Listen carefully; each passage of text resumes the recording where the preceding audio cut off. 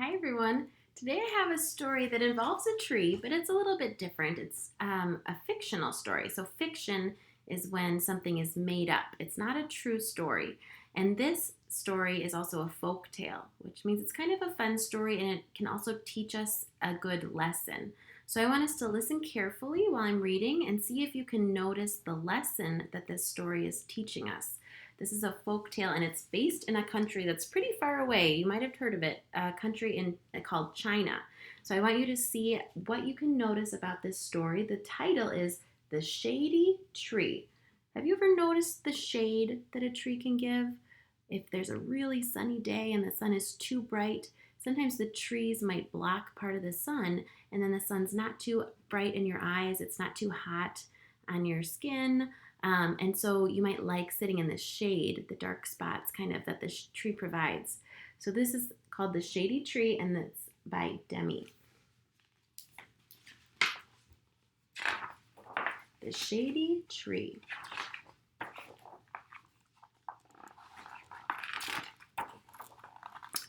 Once upon a time in China, there was a very rich boy named Tan who lived in a very big house by the side of the road. The house was shaded by a very big tree where birds and animals loved to play. Tan also loved to play in the shade of the tree with his very expensive toys. Expensive means they cost a lot of money. So he lives in a big house and he has a lot of expensive toys. One afternoon, a very poor boy named Ping came and sat down under the tree. Tan did not like this at all. Get up, get up, get up, he shouted. You cannot stay here. But it is so nice, Ping said. Tan protested. This is my tree. I own all of it. The trunk, the branches, the leaves, and the shade. Everything. Ping thought, I couldn't possibly buy all of that, but maybe I could afford to buy the shade. And that might be even better. Will you sell me the shade of the tree? Ping asked Tan. Greedy Tan loved money, and so he quickly answered, Why not? Thinking Ping was a silly goose. Ping gave Tan the 2 coins he had in his pocket, and the shade was sold. So Tan still owns the tree, but Ping bought the shade that the tree provides underneath. Every day after that, Ping came to sit in the shade of the tree. Wherever it happened to be, Ping sat in it. You might have noticed that the shade sometimes moves to different spots because the sun is moving. So right now the shade is here, and so he's sitting there in the shade. When the shade moved into Tan's big house, so did Ping with his chickens and his water buffalo.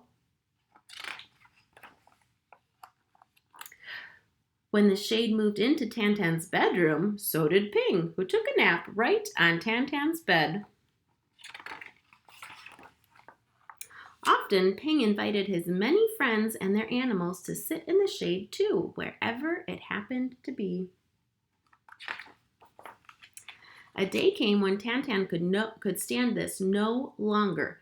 How dare you come into my big house and even into my bedroom with your animals and friends? Get out, get out, get out, he screamed.